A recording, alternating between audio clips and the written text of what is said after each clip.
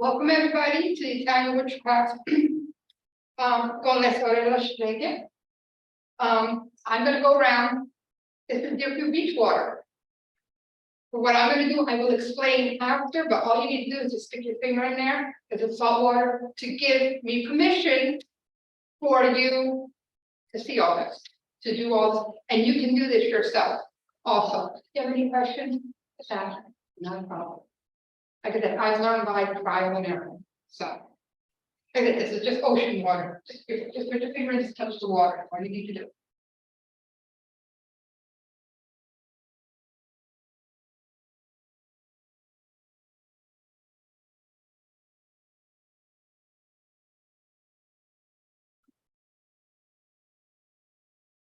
You've already done it. You were doing my class, you did it already. You've been at the beach since 1975.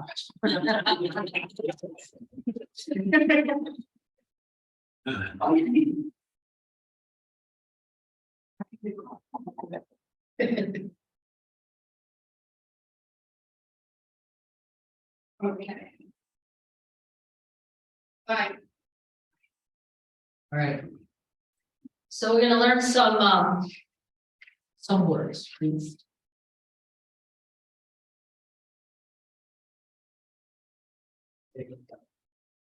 So you might have heard the term Strega. Strega is a witch. But Strega wasn't always the word that Italians would use for someone who did magic or healing. Strega started out as a derogatory term that they would use for that strange woman that lived at the end of the road or whatever. Down the hill, up the hill, Right, or wherever it is that they live. But we've taken that word back. We are Strega. And if you want to delineate a gender, Stregone would be a male witch or a wizard. But if you're going to practice Stregaria, which is really Wicca with Italian herbs and spices, and according to Raven Gramasi, you need a beautiful modality. You know, yeah, we love him. We love him. And this, now, if you read Raven Gramasi, yes, and he talks about Italian witchcraft, and Josie and I use the books, we use things from that. You know, you've been to my Italian Wheel of the Year. You know, you've been to different rituals. We had a cornucopia for Lunasa one year. But it's built like a religion with gods and goddesses and holidays and rituals and the ways just so to do things, you know. What we're going to be doing here tonight is like Shiganea, Italian witchcraft or woodwork, ancient practitioners would just call in their way. the way of life, The way that we do now. the way that you live every day, from stirring your coffee in the morning to saying your prayers at night. That's witchcraft. That's witchcraft. Putting your sugar in the coffee or your creamer or whatever the case may be. Making food, putting the herbs, throwing the herbs into your food. That's all witchcraft. And all depends on, make sure when you do that, you do it with love. It will come back to you. Yes, there's rules. Like they say, it comes back to you in three folds. If they move, you go here, here, here, here. Hello, this is what's coming. If they move, always in three. As you can tell, this is Sicily. It's got three, always in three. Everything's in three. But there still is a derogatory term that we do not want to use. Or which Zinga, that is gypsy. That is like the lowest level of that which you can call a witch. Or That is the witch. Listen, I know. Using the word gypsy is derogatory. Yes, you don't use that. That in Italian is zingara. Zingara. Zingara. Zingara for women, zingara. Zingara is a translation of the word gypsy. So you do not use that word. That would be an insult to call a witch.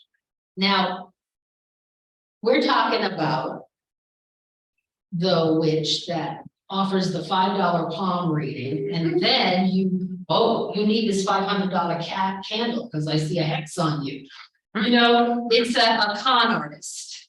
It's a con artist. And we wouldn't really think of a person like that living in the way, you know, living in the Strega.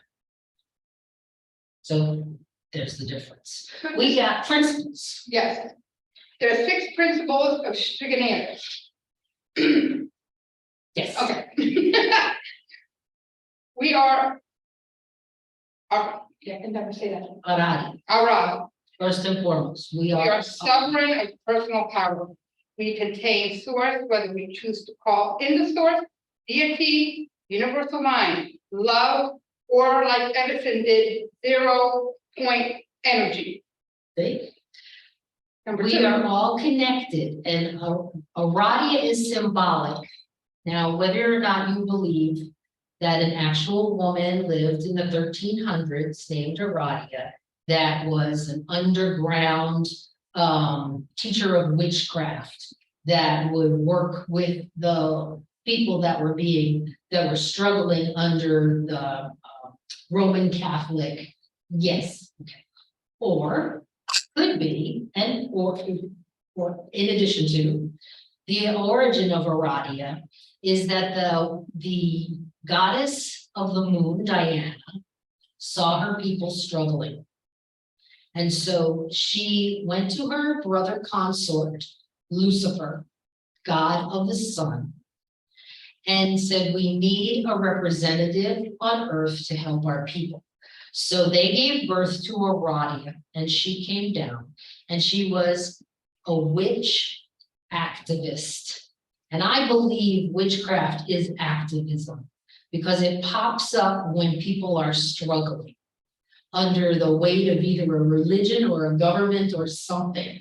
And right now you see so many movements for the environmental movements in witchcraft because corporatism is ruining our mother Gaia. I'll get off my soapbox.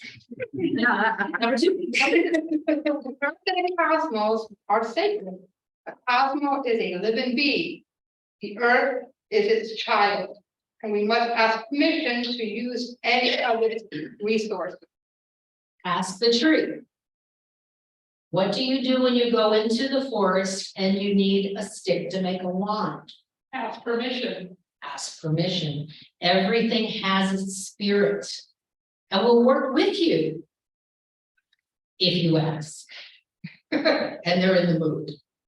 Take no for an answer. Number 3. Physical death is not final. Energy cannot be destroyed.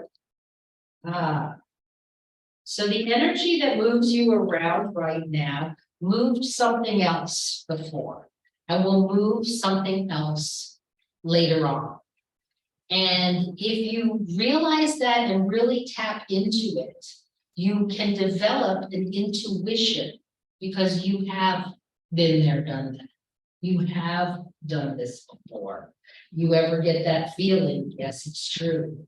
But you really have to develop that intuition to know that and really believe that energy never dies.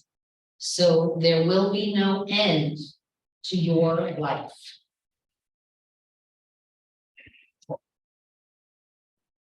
The gift of divination is being able to tap into the energy and gain insight to make better decisions. We all have free will.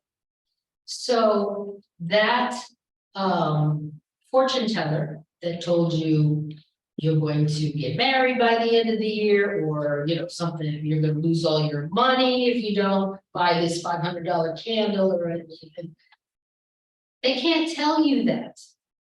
Divination is just a way to educate yourself. It's like fair warning, you know, and when you find out, you can change your path so that that won't happen. Yeah, if you stay on this path, something will happen. I can tell you that.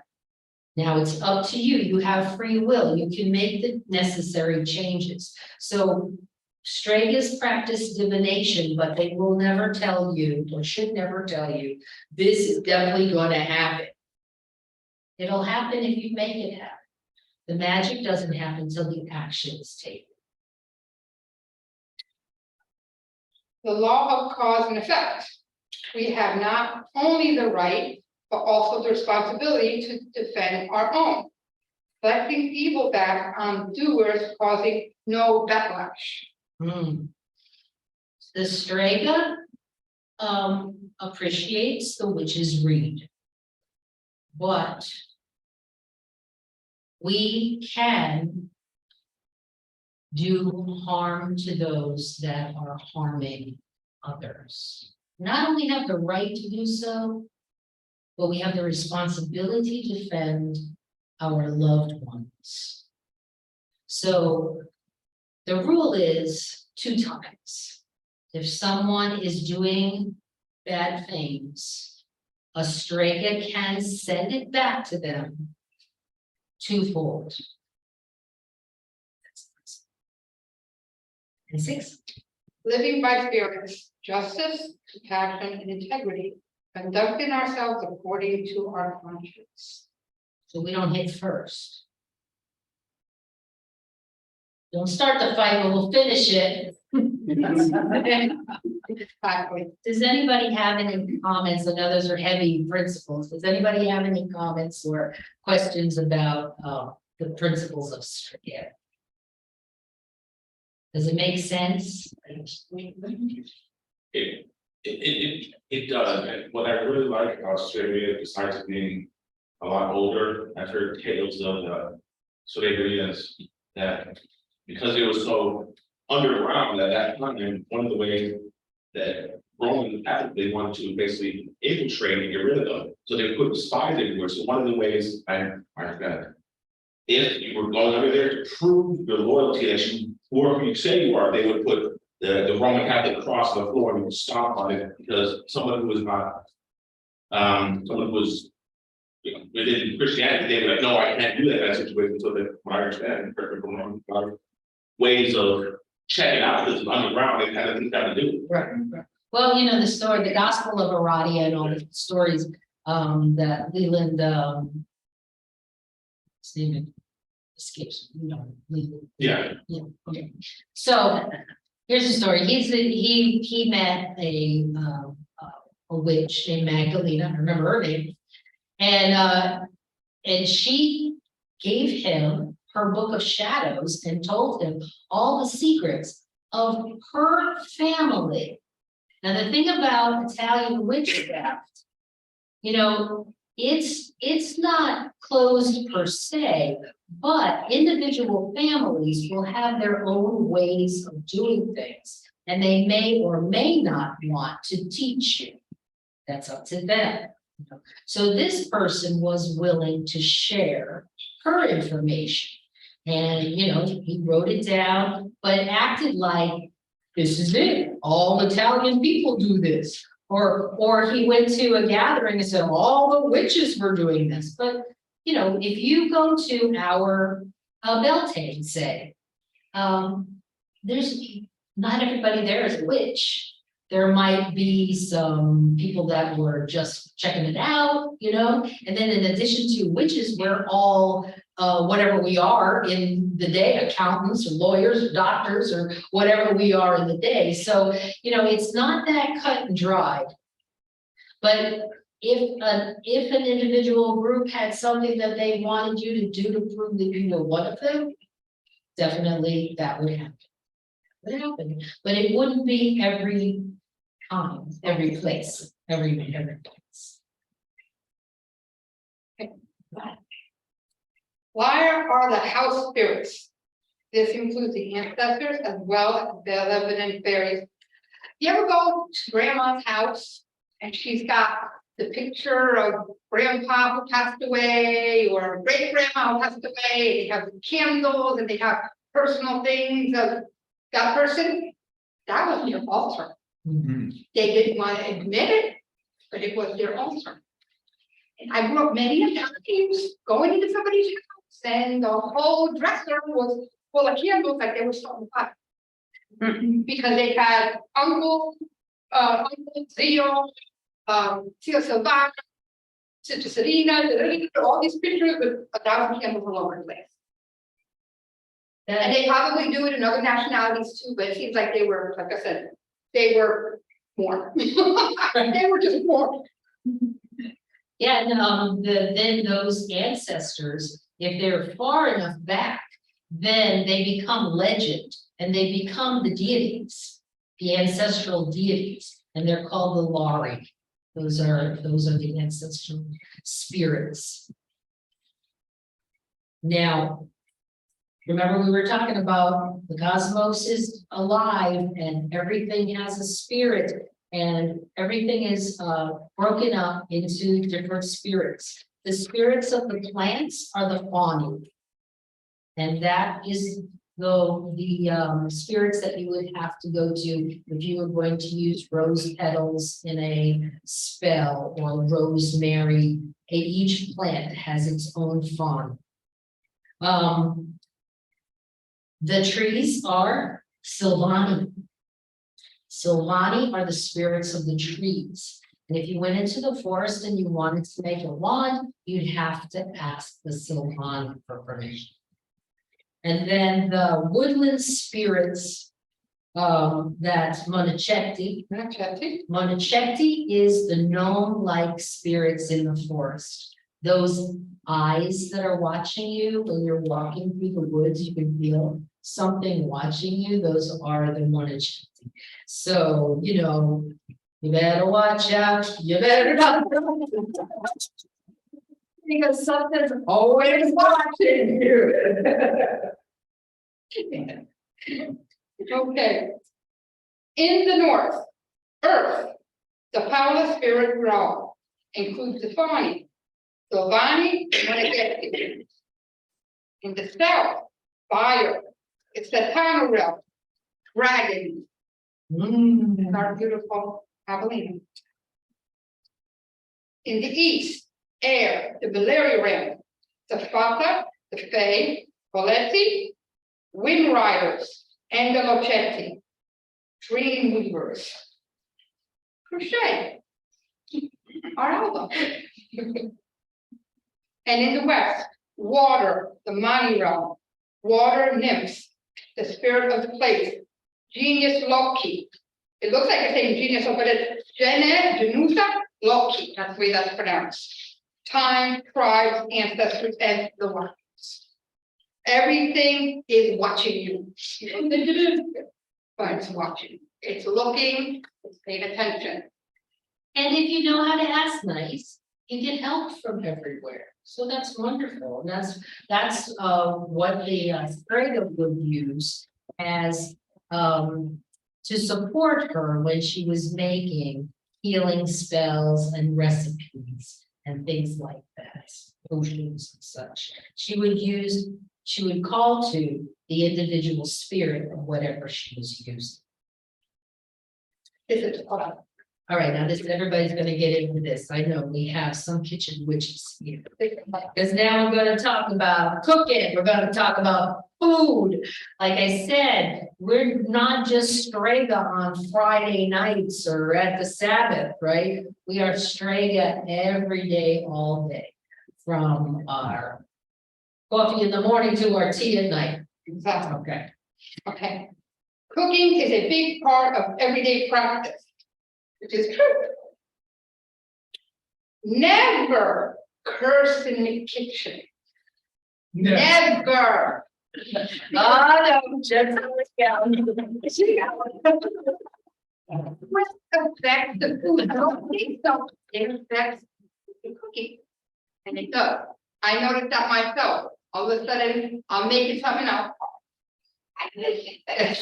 By the time we eat, it's good. It's good, and they're being nice, they're telling me it's good. That means I quite like usual. Yeah, it doesn't come out like, the way it's supposed to. Never cook when you are angry or sad. Because that will affect, if you're feeding somebody, that will affect them in that way. You don't think so? I actually read in a cookbook one time, a suggestion for kneading dough. Take out all your stress, take out all your animosity when you're kneading the dough. No, One specific point. When you're knocking the air out after the first rise. You're getting rid of what you don't want. that's a good spin on it. You gotta put that spin on it, Joe, You gotta have it at the right point. at the right point. I can see that, give it one good punch. And you feel more like eating. You're otherwise, all that's gonna go into your family. Yes. Your energies will affect the food you make and feed those feelings into your family. So one hand does, just when you cook with love. This is the book we highly recommend. Oh, yeah. This is the book. When we were putting this together, we came to my house, she came to my house, we put out everything that we had, and we put out the same 3 books.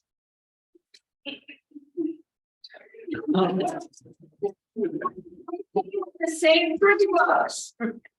Mine speed up. I was reading mine in the bathtub and I kind of dropped. I thought you guys were doing a balance thing. I know, so look, I bought this one on eBay and it's signed by Raven Vermont. That was kind of a confirmation when I was first studying, that this was that. Anyway, the next thing we're going to talk about is the monastic rhythm of meals. And if you grew up in an Italian household, you probably ate similar things on similar days. You knew what you were going to eat that day from the day of the week that it was. It was just habit. You don't know why you did it. Your parents don't know why you did it. They don't, grandparents probably didn't know. But when we were talking, my experience, her experience, the YouTube video I watched, and this book, exactly the same food on the days of the week. So there was something to it. So now we're going to go over the magic that's involved in eating those foods and why they were eaten maybe generations ago. How did it start? Right? We have a handout.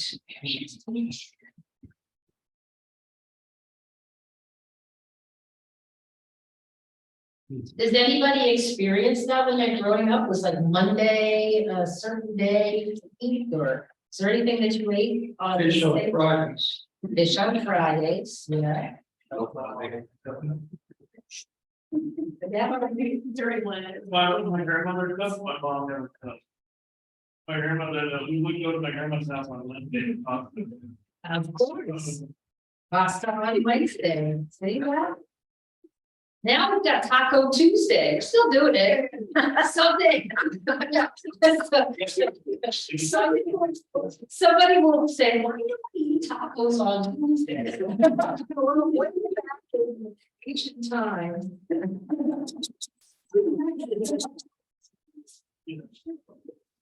In the aughts. Yes.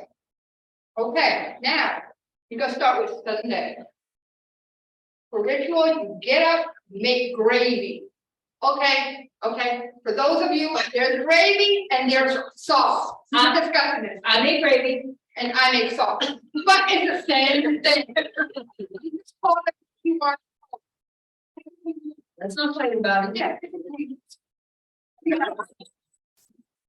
To me, it's the same thing, it's either gravy, unless you say brown gravy or red gravy. Not a big deal.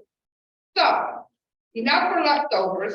Each family will have their own order to add ingredients on how long to steep and simmer. Consider the correspondence of those ingredients. Tomato gender, male. Plant, Venus, elements, water magical properties. Property, protection, love, magical. Use, place a large red tomato on mallet to bring prosperity in your home. That's why you have the tomato. So the tomato is love, prosperity and protection. So you're starting with that in your ritual. You're making a witch's brew. Let's call it brew from now on instead of gravy or sauce. Exactly, which It's is tomato brew, witch's brew. Look at your list of ingredients. What else do you add to what do you add? what else do you add to that brew? And what are you adding magically? I'll tell you what I put in mine. Okay, I'll tell you what I put on. I don't put salt because of, you know why, of blood pressure, but back in the day, you put salt, pepper, rosemary, thyme, you put basil and parsley, even though parsley's not on here. And now I do put cinnamon in there. And then bay, which is bay leaf, but make sure you pull it out at the end. And garlic and onions. That's what I put in mine, but everybody has their own variation. And then you can put meat in it, you can put veggies in it. You can make it however you want. My husband will tell you, I'll make it 2 or 3, 4 different ways. And then I freeze it. So when it's time to make lasagna, guess what? It's supposed to take the easy way out.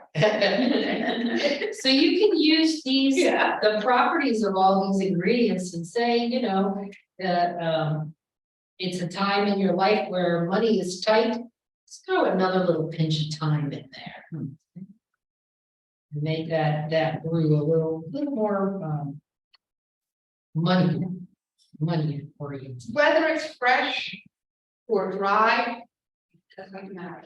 And the onion would be strength and protection. And the parsley would be very cleansing. You even eat the parsley afterwards to cleanse your palate and to add to aid in your digestion. So, you know, if you're ever wondering what something, the magical property of something, think about what it does physically. You know, and it'll give you an idea of what it will add to your magical spell. You can just, you don't have to go to fancy witch shop to buy. You can just go to the kitchen and check out the spice rack and make your all your brews. That, Monday for wealth, you have soup with beans. Now, maybe you got a little sauce that you're gonna put in there in the broth. You make a broth and you learn sauce. But you can add green beans for money, white beans for strength, red beans for wisdom, or black beans for or you use all of them and you make minestrone soup each. insight. And you just add them all together, you got minestrone. That's right. Boom. So a nice minestrone soup on Monday will bring wealth to you. What do we do on Tuesday? Tuesday, I always wondered why we did this every Tuesday, and that book told me. For cleansing, you have chicken and potatoes with lots of rosemary.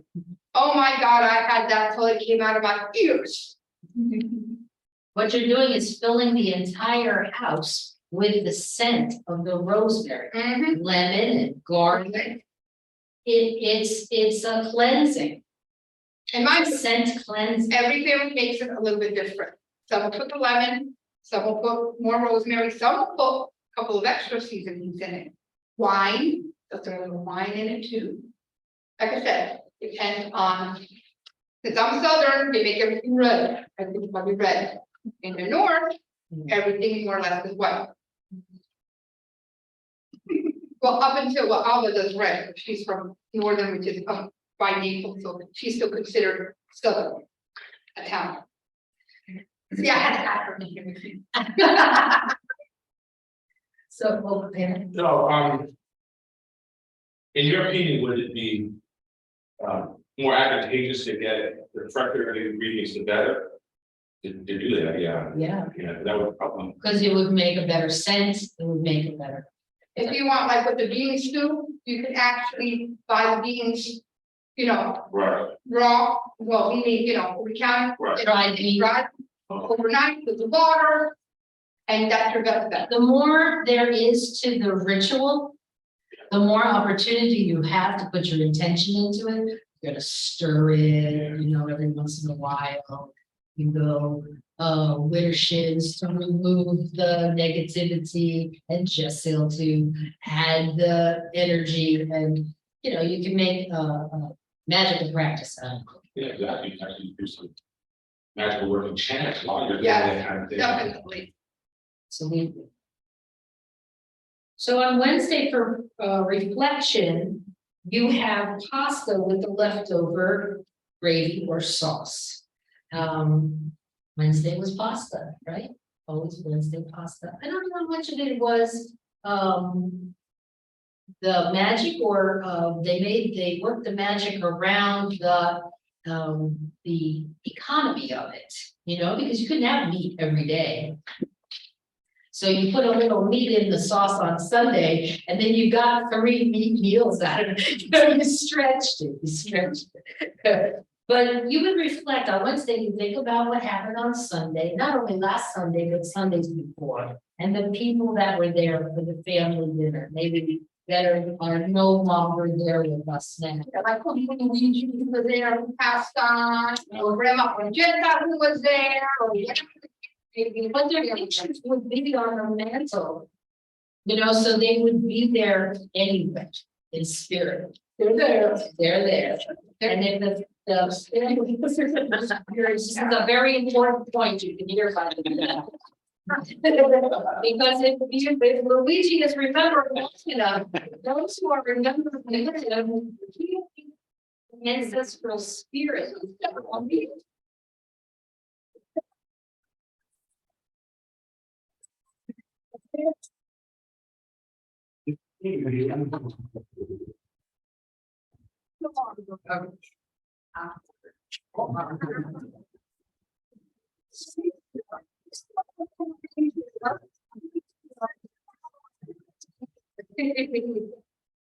All right, it's Thursday. Remember. All the factories in New York and Chicago, the payday was Thursday. Thank you for fresh food, bread, cold cuts, and veggies. We had hoagies, grinders, Sandwich. something verde, that's the repeat. Oh my gosh, that was Thursday. Yes, and Friday, of course, if you were a Catholic, you had fish. But you could also have a roast, because Friday was for mindfulness, so you still have payday, everybody made a roast or some kind of meat on Friday. Because it was a day to remember that all life is sustained by life. So even if you remember, everything has a spirit, so even if you're eating vegetables, something is being sacrificed to sustain your life. And it's okay if you're doing it mindfully. It must always be done mindfully, no matter what you're eating, that life is sustaining your life. I just found this out, the roast that was left over, they used to use that meat for Sunday sauce. There you go. Nothing was wasted. Because of, economy, how much money you brought in, you never wasted anything. It all what they use it for a future meal. And look what on Saturday, that goes right with it. Saturday for the ancestors, you made a bone broth. So you took the meat off the bone and you made a broth with the bone. Save the meat for the sauce. And then you would make a pizza dough. And that was a day for the family to perform divinations and to play games, card games that turn maybe into a reading. Maybe one of the aunts knew how to use the deck of cards to do divination for everyone. Because those were originally playing cards that became the tarot decks. Yeah, but they're both the same thing. You can take them out if you want, pick them up and look at them around. Yeah. That is an Italian. This is the Italian tarot, but when you take the Arcadia cards out of there, those were our playing cards. Denara, Spada, Bocca, Bostune. That's what we used as prepaid cards. Clubs, spades. And Philippines, you better make sure you remember what you got and what you call it, because they will call you out as a family member. Yeah, in the tarot deck, you've got the pentacles, which are coins, were the diamonds. And you've got the swords, which were the spades, the wands, which were the clubs. And the hearts were the, what was it there? What was it? Bastone, This is a deck of playing cards. bastone, Denare. denare, coins, coppa, spada. Swords. And then it had king, queen. These were 9, 10, let me find her. Here's a her, here we go. And then these were considered Jack, queen, donna, cavallo, re. Donna, woman, horseman, king. so they became the king, Eight, the queen, nine, and the 10. page. But like I said, you had to know your cards. Because grandpa wasn't gonna have it. Well, yes, Yeah, they can put these out too. Now, those are tarot, and these are just okay. regular playing cards. These are Sicilian playing cards. Each region has their own, like, it just looks a little bit different. You know what I'm talking about, right? Like from Naples, Napolitan, their cards would be darker, deeper, more like, you know, when I say dark. Calabria cards are almost like these cards that are coming around a little more on the lighter side. It's like weird how each one, you know, how each one card was different. They didn't play with the regular, you know, cards when they play poker. Poker got brought over from the islands that were here to Italy, that went back to Italy and brought over. See what you're talking about as far as the, so they being part of life every day as it relates to those cards. The kids do what they didn't Right. know what they were doing, it's so common that it's great. Exactly, yeah, yeah. I've actually had my fortune read with playing cards before, and it was one of the most eerily accurate and predicted court readings I've ever had in my life. See that? So they work. Yeah, yeah, yeah. So while the uncles were playing cards and the aunties were reading your fortunes, so there's other people in the kitchen making the pizza dough and paying very close attention to what that dough is doing, because if your dough doesn't rise, malocchio. Evil eye. There's an evil eye in the house. And if your dough rises correctly, but then won't stretch out, the outcome that you have been expecting will not be in your favor. Now, if your dough rises correctly, but breaks apart when you try to stretch it out, there is going to be a health scare. And if the dough rises too quickly, overproofs and collapses, this is indication of stress, anger, discord, distrust, betrayal, infidelity, or bankruptcy. Dun, dun, dun. So do something about it. Nothing's written in stone. That's when you slap the door. So let me just go. Oops, right. Start again. Make Tasha. Yes, if life gives you overproof dough, make the Tasha. That's my new slogan. I'm gonna embroider that. Any questions? Let the cards get around, and then we're gonna talk about those holidays a little bit. It was a long time ago, several years ago, that I did a presentation on and I called it the Wheel of the Year Italian style. And I went through like Raven Gramassi's holidays, the Italian version of the Celtic War. And I played Persephone. I played all the female parts. Carl played Lupercus and Lucifer, and we were bouncing around, and he came out as a stag.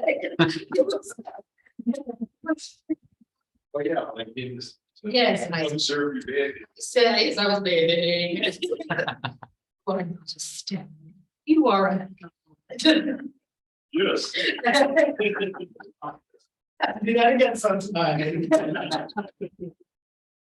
But this is where I got the idea. Okay. Let's look at the holidays. I'm gonna say the holiday according to what we usually, What they celebrate, What we not celebrate. celebrate, and I'm gonna say in Italian. the Italian version, okay? So. At Samhain, we would celebrate. Wait a minute. Okay. Should I go according to this? Samhain. Nope, that's in there. Okay, we'll hear based on something, Shadow Fest, Samhain. That Samhain is Samhain from what it looks like here. Samhain, say Shadow Fest in the chat. Shadow Fest, a festa de lumina, which is That's, shadow is lumina. that's what we would call it. And when we come around to Yule, we would call it, La festa del invierno. which is the winter solstice. Then on to Imbolc, that's coming up, Festa de Lupercusa. and Ostara, Otana? No. Yeah, Primavera, primavera. Oh, primavera. the spring, Yeah. the spring equinox. Yeah. Say equinox is primavera, Equinox, why, I don't know, you can ask my mom. So, that's what it is. it's Well, primavera. we probably got the English word from Latin, so. Yeah, so they use that one, Bosar. Okay, so Beltane, we would call, We would call Beltane, that which is Dana Day, which is Festa de la Estada. right, summer solstice, or not summer solstice. Festa de la Estada is summer solstice, that's Lipa. Beltane is Tannis Day. On Beltane, we celebrate the ancient goddess that became the Roman goddess Diana. Her name was Tana. I just learned that myself. And summer solstice or Lipa is Festa de la Estada. De la Estada. So, Now, Lunasa, it's cornucopia. Why they call it that? You're saying tumor. yes, the cornucopia. It's a harvest festival. So you're going to celebrate the cornucopia. And we did that one time. We had Lunasa as a cornucopia. And then Mabon is the autumn equinox. It's or- no, different.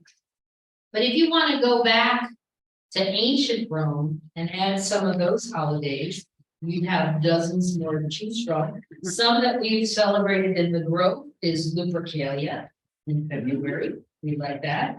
The Quinquatria in the spring. We like that. That was a 5-day holiday.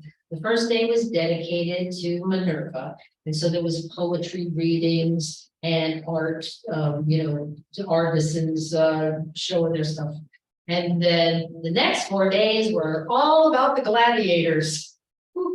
So we did a Ostara where we went based on that, when we started out with Minerva and songs and poetry, and then Bacchus showed up. And I was two people. we had Bacchus and Krampus. Krampus showed up. Krampus showed up looking for his mother's friend, which was Minerva. Right, because Frau Holda is Minerva's sister. So, we're talking like. We don't stand on ceremony here. But you were also Vulcan. That was Vulcan and you were Mars. March Day, Krampus back to his mother and then she hung himself. It's still on YouTube video. Yeah, it's on the YouTube video if you want to see it. It's fun. She was riding a chariot and everything.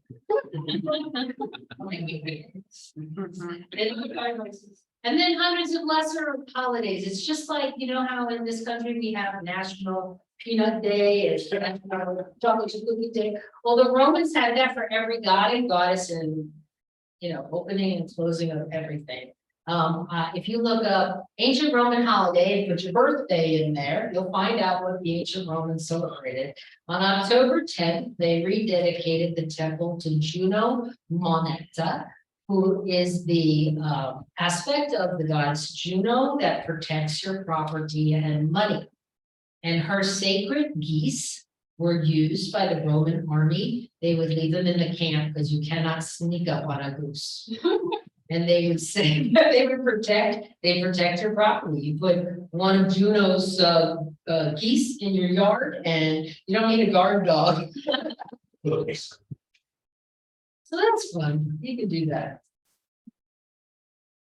All right, Okay, now, now you have those papers, turn it around. You have a chance, which, as we go by, I will say it in Italian and I'll say it in English, but we're going to start with the evil eye. Do any of you know what the evil eye is? Spit it out. what would you call it? These one basically, negativity, well, Exactly, a curse, yeah. curse. What can cause it?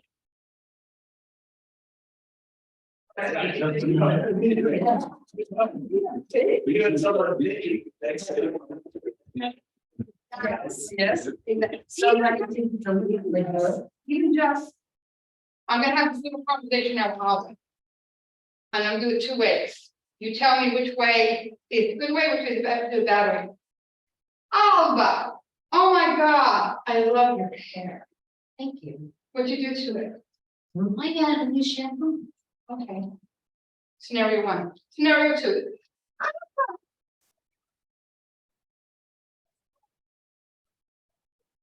Same old thing.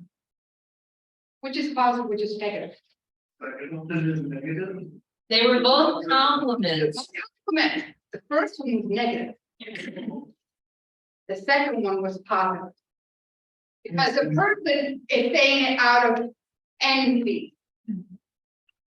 Saying, oh, Alva, I love it. The tone of voice. I love They it. I should not have said thank you first. And you don't say thank you. You like when you say, I thought she was being nice. you say, if you're not sure, you just say, okay. And you just kind of leave it, and you just kind of leave it like that. Because when you say thank you, you just took that negativity and you just took this person's negativity. And either you will have a headache, your eyes will hurt, some kind of soreness on your body. Something that like you're gonna be like, oh God, what is this? Okay, oh, why do I feel, you're like, what is it? Out of sorts. Like exactly this person did, they just willed her ill. That is the evil eye. But it's like a backhanded compliment flattery. But people are like that. It's like, I work in the courthouse and every day somebody says, oh my God, I love what you're wearing. She doesn't the tone of their voice. I love what you're wearing. You know who's sincere and you know who's not. If somebody that you know that don't like you, oh, Alvin, you look beautiful. Where'd you get that from? It sounds funny. You picked it up. Exactly. Like I said, and also it depends on the person who is sincere and who's not sincere. Or sometimes if you're in a situation where you're having some kind of success and and someone who works with you is not having the same success, and they'll say, oh, great, you know. Yeah, that's great for you. And you know, they're thinking, why isn't it me? Yeah. Right?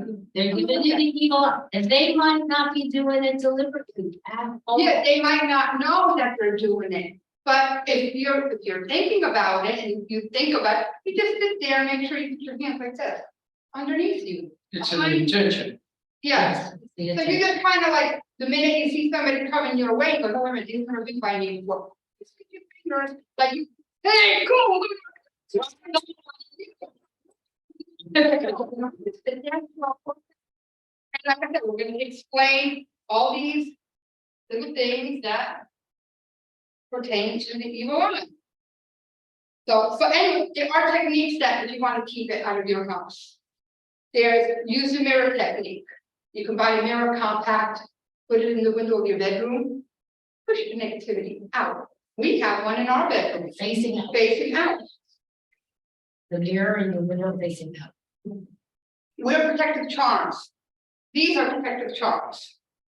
I mean, looking at them up there, looking at them up here, you can come up and take a Can look we at. pass them? Yeah, you can pass them around. Is it certain? Yes, yeah, it's there, you know.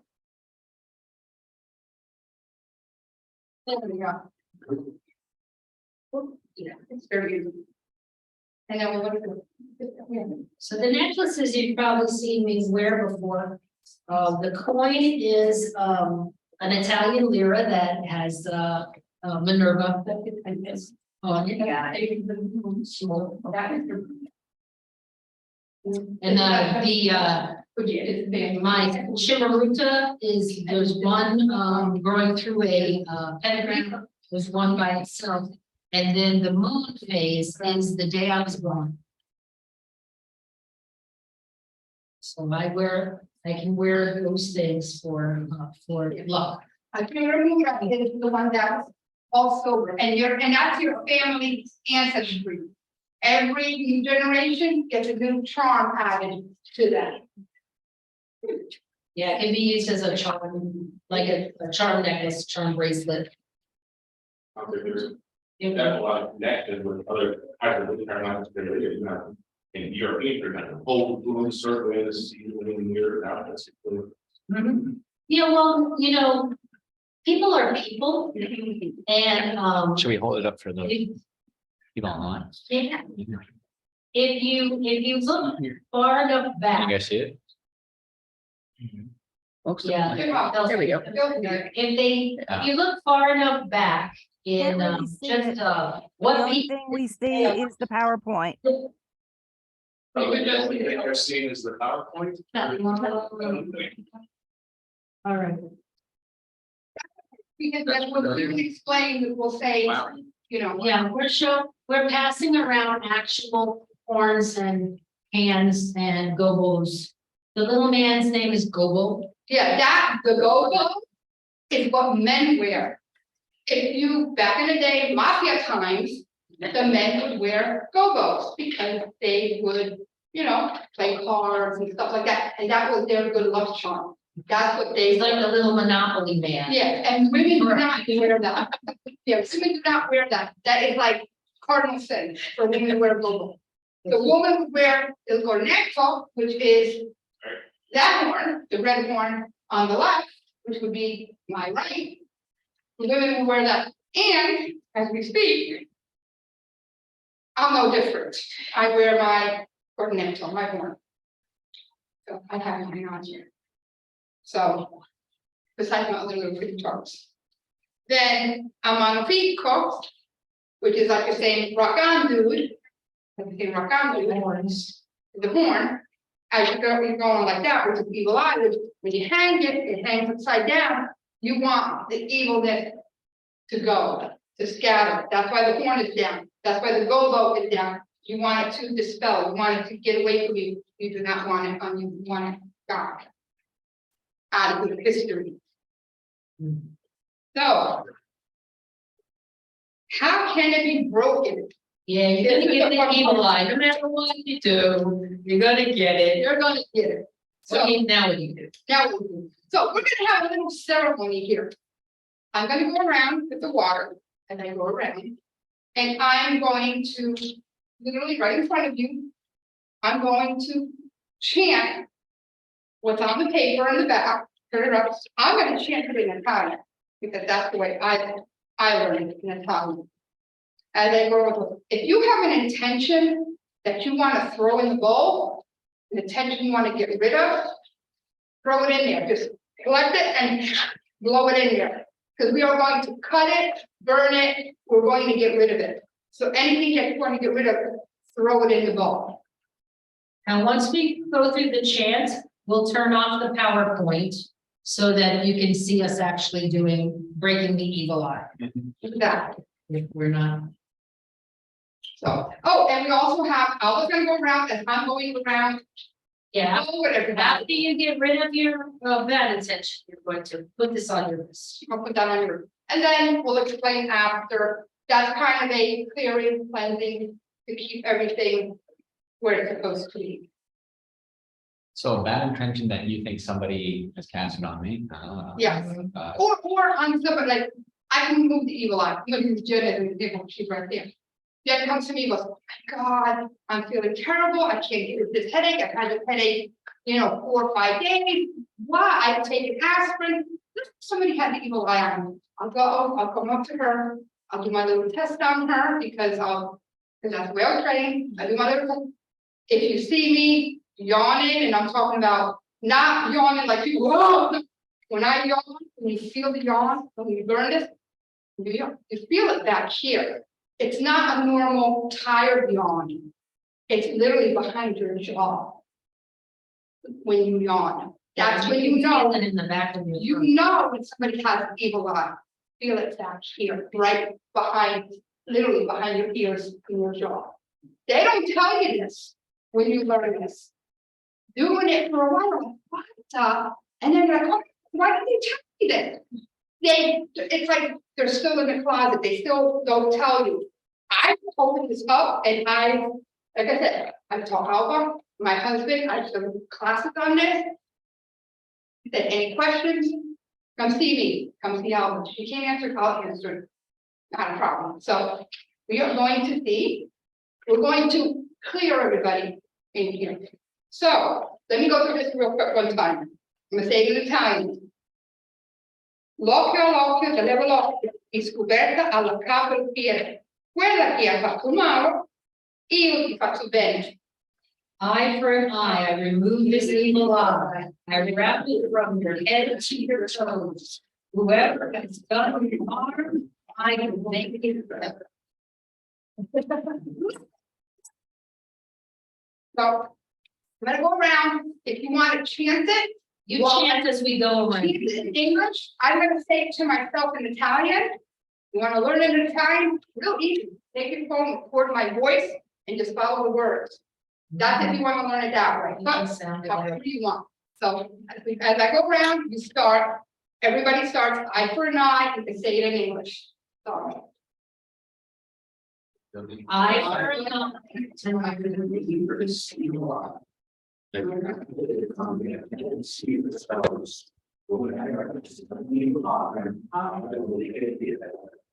Yeah.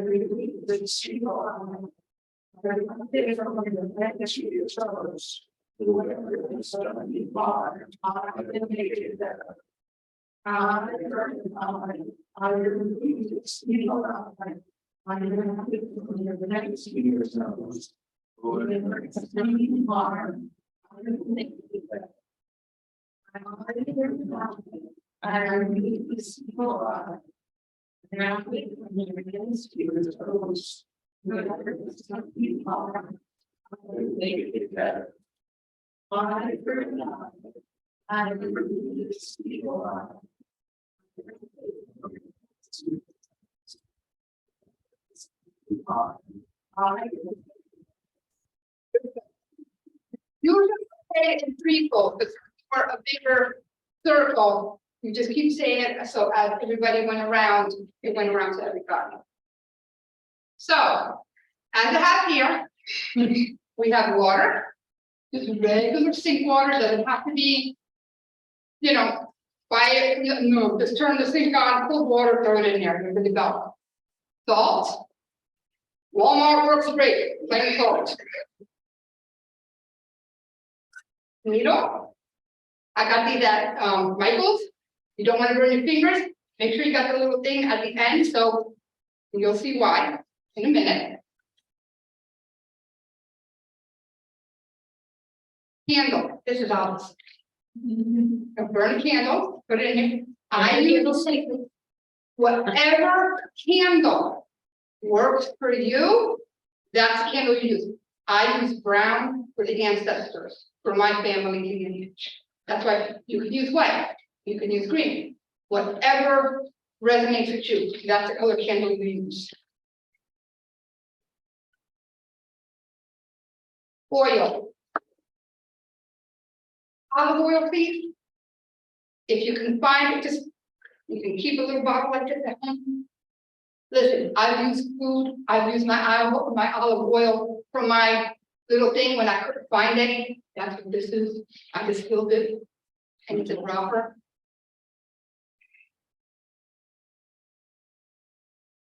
And I have it in here. I just brought this because just olive oil. So I'm gonna light candle.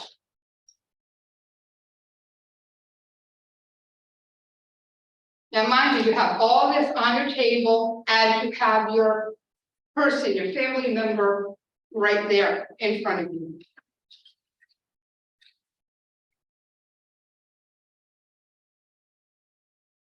We each take a pin. Usually if you're by yourself, you're going to take a pin. You can give a pin to your family member. So I'm playing the family member. yeah, you can use a family member, and there's a reason why. So once you start, you're going to do that before we actually do anything. And you put between 5 and 6 drops in the water, and then you watch.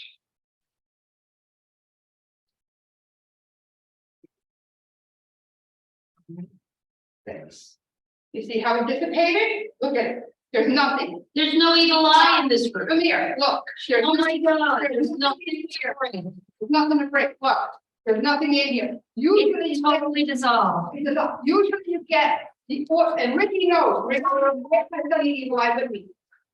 You get literally the ball, and you know too. Yes, Will stay there. I've never seen that. Never.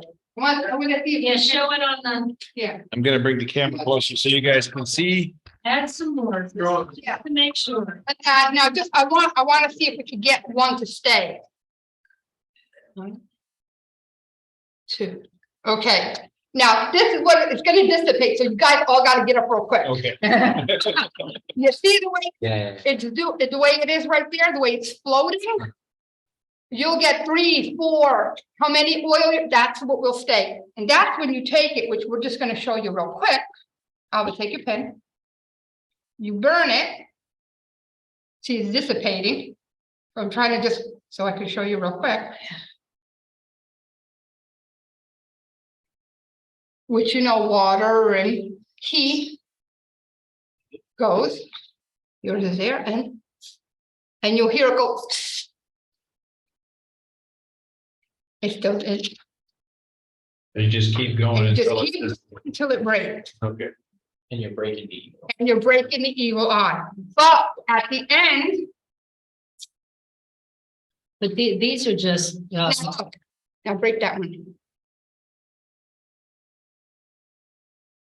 That's because there was no evil eye, and I was just trying to show. See, yeah, Yeah, Well, there would you're approaching the level of physics now. meant to be here was meant to learn this here. Okay. That's you were meant to be here to learn. there wasn't gonna be any evil eye because out of the. Exactly, yeah. Take out that door. Out the person door. that is pretty cool. And then take this. Well, do not throw it down your sink. Okay, if that's still in your house, even though it's going down the drain, don't. Throw it in the bathroom, flush it right away. The water, flush it, let it go out to oblivion, out to the ocean, out to wherever it is. If you don't want it, take it, open your door, throw it on the grass. The sun, when you're out, will burn it up. I just flush it down the toilet. That's what I do. And when you're done, you take the salt.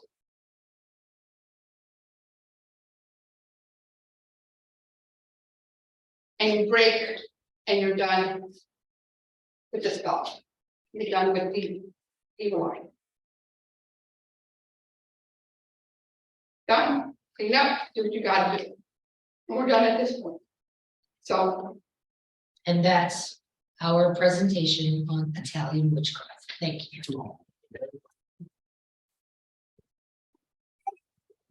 before we close down, Quick question for this, for the people online, I'm gonna bring up the PowerPoint that had the chant on it, because people want to get that. yeah, And the entire presentation is on file on the Grove Facebook page.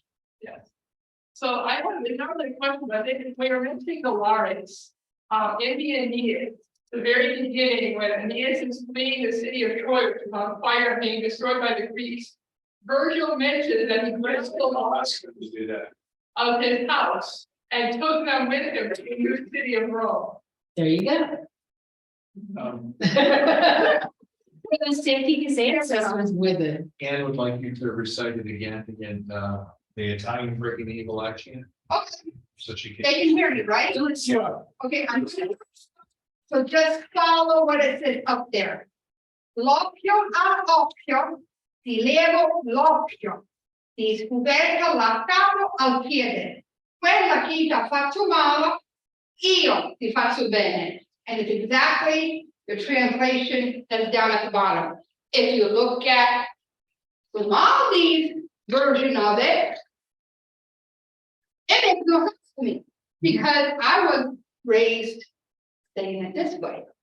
So Different each- families will say it. Each family has their own little spin on things, so whatever family he learned it from, or, you know, wherever he got it from, that's where, you know, the way they did it. Oh, grandma, what grandma? If he did it, I mean, if he did it, I'm not sure. Say it one more time. I will say it one more time. Occhio all'occhio, ti levo l'occhio, ti scoperta la capo alla piede. Quella che ti ha fatto male, io ti faccio bene. Right. You're welcome. There you go. Now you can hear it again and again. And then you, And you can just play that when you're doing your own, you know, just play her voice. And this whole thing will be on YouTube and also the words are on the Facebook page. yeah, like that, it just is real, whatever's comfortable for you, the way you want to say it. But when you say it, mean it with your heart. Mean it that you want to take care of that person. Just So I often see the hand and the horn done not in red. In other words, usually gold or silver is orange. silver like. Doesn't make, yeah, gold or silver, doesn't make a difference. No, the red, for some reason, the reds were for to hang in your car, to have that distinctive, like, I'm a Guido, I'm a Guidette kind of thing. from the Italian fuzzy dice.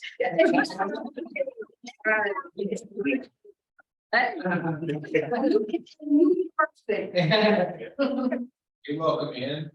That's great information, learned new things tonight. Yay, thanks for the lecture. You're very welcome. Ann, this is a great presentation, thank you. Thank you.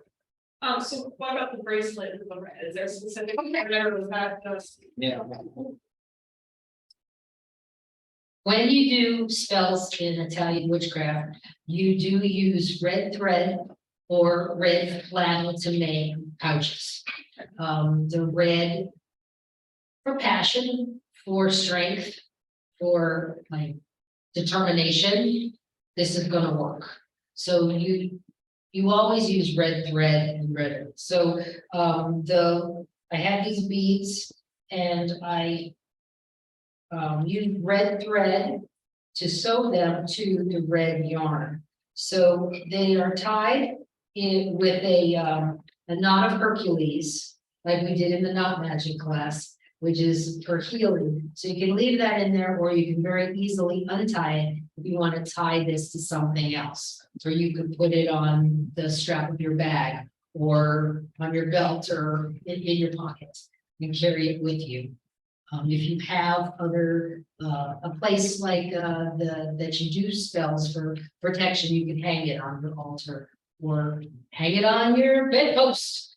Just to know, during New Year's, usually you're supposed to wear red. Not meaning, not when you go to a party, oh, I'm gonna get just all your undergarments is supposed to be red for protection. When you bring a baby home from the hospital, I did it with my son, they wear a red onesie home. And when people come over, boy, you better have that got red onesie on them, because you think your family is nice. Oh, they're just. You think some family members are nice? Maybe gets his first bath in a small water.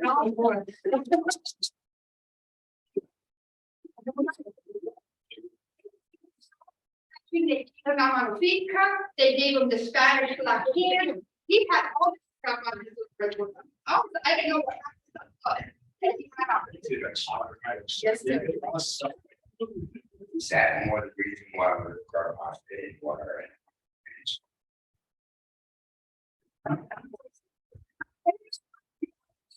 Fell down.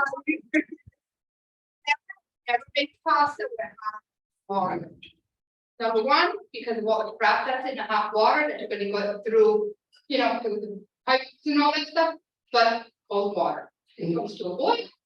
I put oil in my pasta, because when you put oil in your pasta, the sauce comes right off. But never put oil in your, unless you're doing pasta aglio, which is garlic, you know, garlic and olive oil, and I put some ground tomatoes in mine. And I mix it all together, and pasta aglio, a little bit of pepperoni romano, and off we go, my husband's had it, goes up to death. But that is a good point, when you put that, when you bring that water to the boil, you add salt to it. Drop that olive oil and watch it, see what it does. The rolling boil will then break up that evil eye.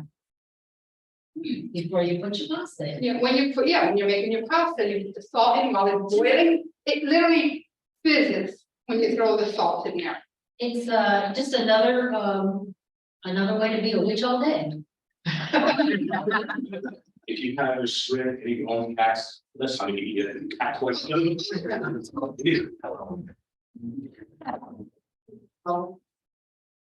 That's, you know, it's a given. So, any other questions? Good. We're gonna do a Italian witchcraft part 2 later on in the year. It's gonna be. This is gonna be food and black coffee. This is a sample, this is the way the espresso cups were back in the day. You would go. Open it up. You put your water in here on the bottom, you put your coffee.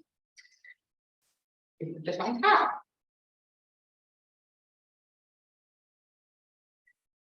You put it like that. You put it on the stove. Now mind you, water's in here, coffee's here. You hear bloop, bloop, bloop, bubble. You take your, now peonies, your, the hell they call them peony in English. Hot hand, your hot hands, whatever. You take your hot hands, take it. Let's go. And it'll look, and you wait like 10 minutes. When you're done, you take it off, your coffee's in here. Isn't that cute? And then this is the way you serve it. But remember, we have this on a big scale too, but we don't use it. When you guys come to the next one.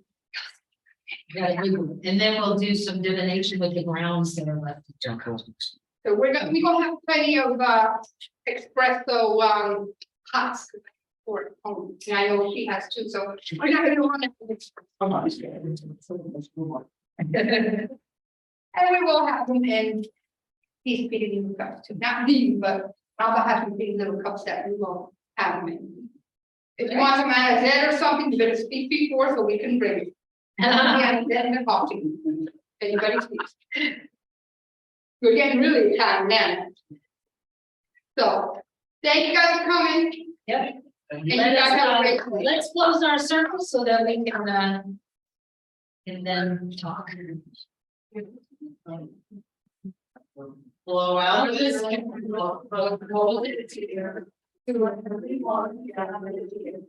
Promise will be due to part, but it's lessons in our heart. But it's so Mary Leeds, Mary Fox, and.